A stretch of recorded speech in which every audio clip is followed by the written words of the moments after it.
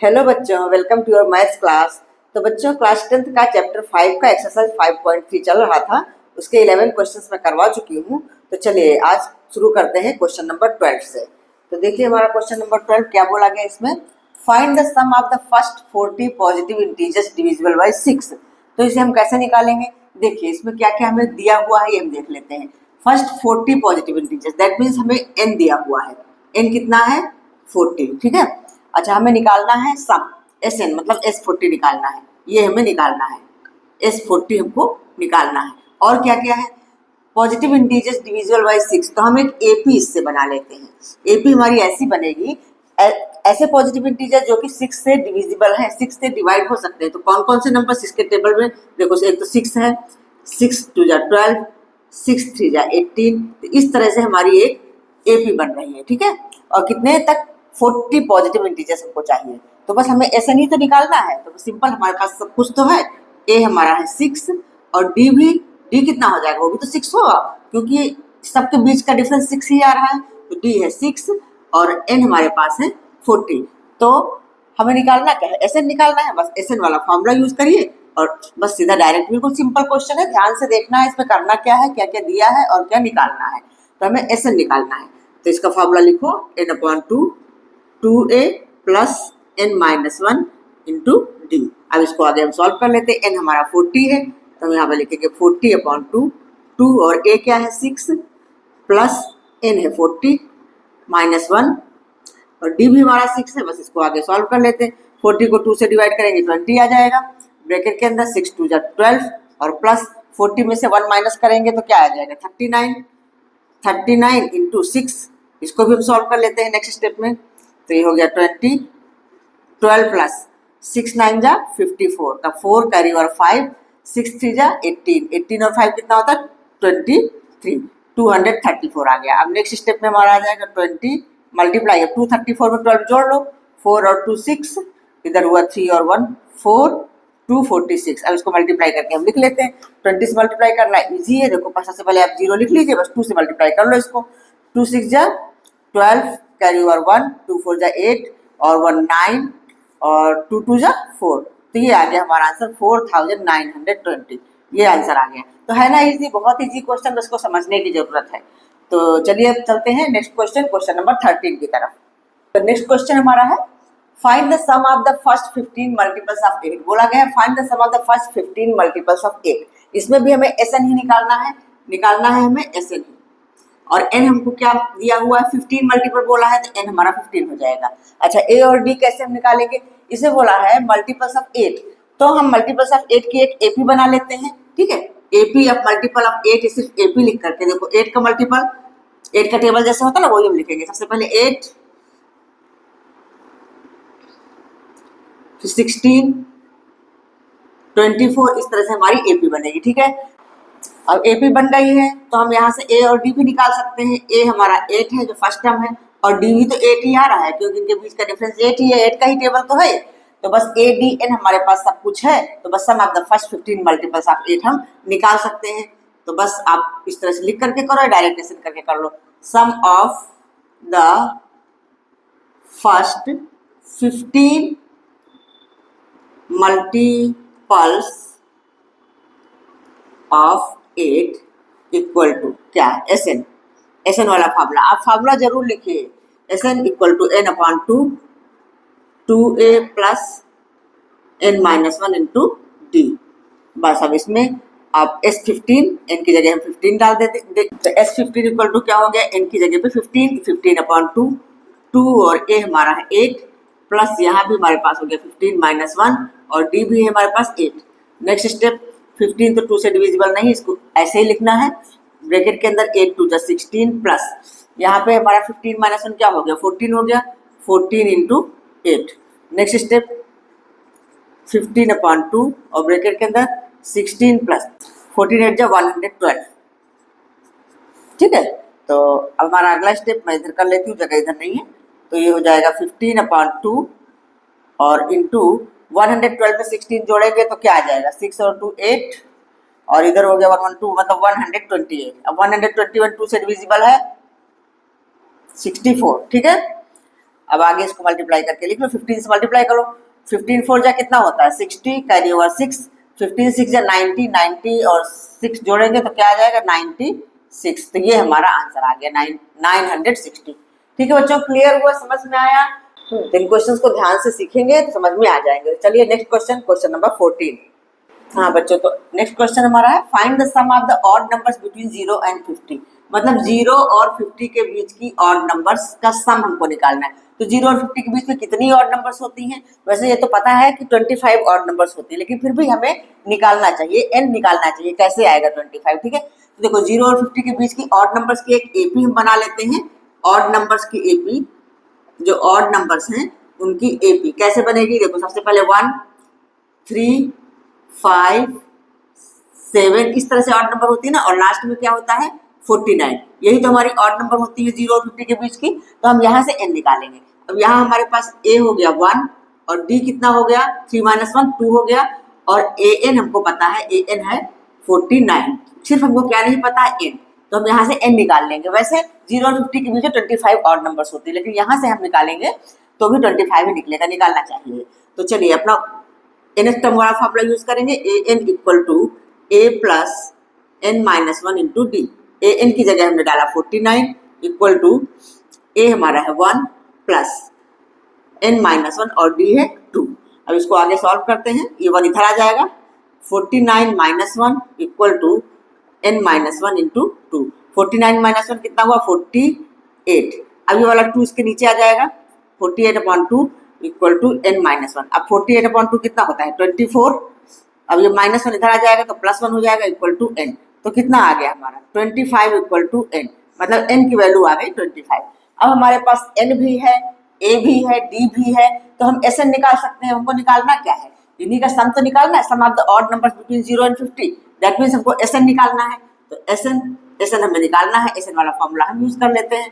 तो Sn होता है n/2 ब्रैकेट में 2a plus n minus 1 into D. ठीक है बच्चों, हमें इसमें क्या पूछा गया है Sn। तो पहले हमने n निकाला क्योंकि n इसमें दिया हुआ नहीं है, लेकिन हमें पता है कि क्योंकि छोटी नंबर है 0 और 50 मतलब छोटी नंबर है, इसलिए हम बता सकते हैं कि इनके बीच में ऑड नंबर्स 25 होती है, 25 ऑड और 25 इवन नंबर्स। ठीक है, लेकिन अगर कोई बड़ी नंबर हो तो कैसे करेंगे, तो हमें यही वाला फॉर्मूला यूज करके तो निकालना पड़ेगा nth टर्म वाला, इसलिए हमने यहाँ निकाल के आपको दिखाया, n आ गया 25।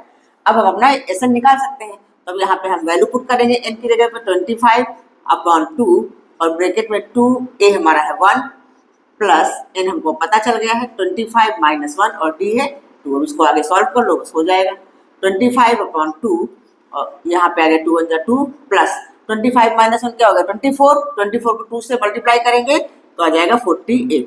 ठीक है, अब नेक्स्ट स्टेप में 25/2 और इंटू 48 प्लस 2 कितना हो गया 50 हो गया। अब 2 से 50 डिविजिबल है 25। अब क्या होगा 25 × 25, 25 × 25 होता है 625। तो ये हमारा हो गया आंसर। ठीक है बच्चों, क्लियर हुआ? तो चलिए अब चलते हैं क्वेश्चन नंबर 15 की तरफ।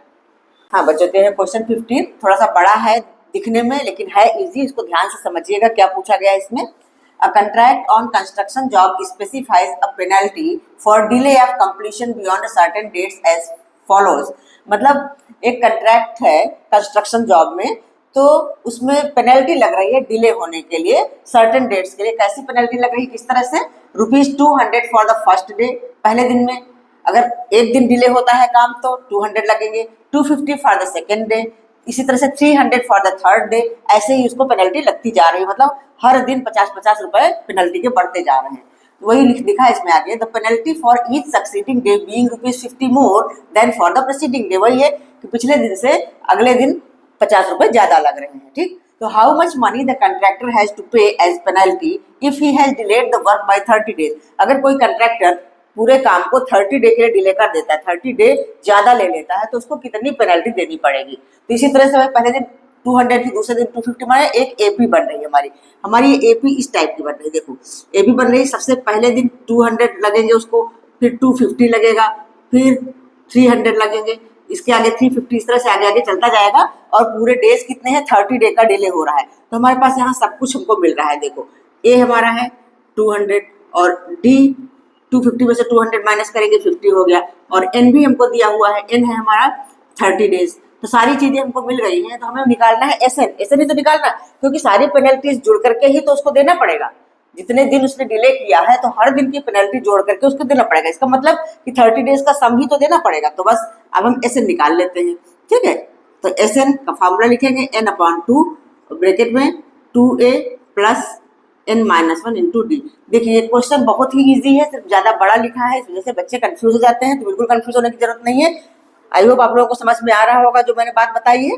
तो बस आगे इसको सॉल्व करते हैं। n हमारा 30 है, तो यहाँ पे हम 30 लिखेंगे, 30/2, 2 और a क्या है 200 प्लस 30-1 और d हमारा है 50। बस इसको सॉल्व करना है।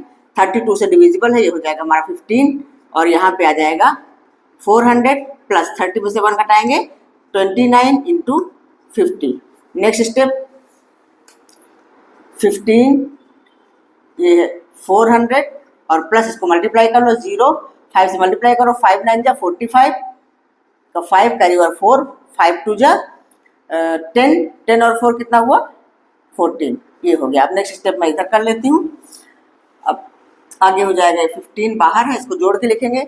1450 में 400 जोड़ो, तो 1400 में 400 जोड़ेंगे हो जाएगा 1800, तो ये हो जाएगा 1850, 1850, ठीक है। ये हो गया। नेक्स्ट स्टेप यहीं पे आप मल्टीप्लाई करके, मल्टीप्लाई का साइन लगा के, ब्रैकेट नहीं लगाते तब भी चल जाएगा, ठीक है। अब इसको मल्टीप्लाई कर लेना है, तो 15 से मल्टीप्लाई करो, 15 0 0, 15 5 जा 75 का 5 कैरी और 7, 15 8 जा 120, 120 में 7 जोड़ोगे तो क्या आएगा 127, यहाँ 7 12 हो गया इसका कैरी ओवर, 15 1 जा 15 और 15 और 12 कितना होता है 27, मतलब उसको इतने रुपए देने पड़ेंगे।